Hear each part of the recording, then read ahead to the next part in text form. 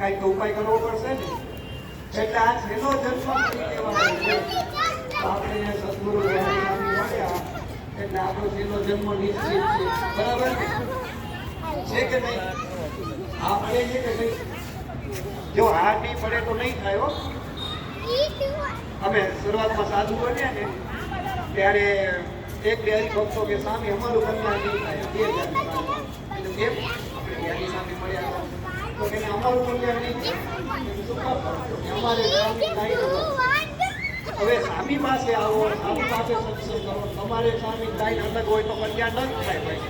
એટલે સદગુરુ શાસ્ત્રી સ્વામી, જ્ઞાની સ્વામી એની જોડે કાંઈ એક હશે ને બહુ હવે પછી અમારું કલ્યાણ નહીં થાય. હવે એમાં કંઈ સંતો વાત છે જ્ઞાની સ્વામી આખી એમની જિંદગી ઘસી નાખી સત્સંગમાં છે અને છેલ્લે ઉપદેશના અંદર સ્વામીજીના દર્શન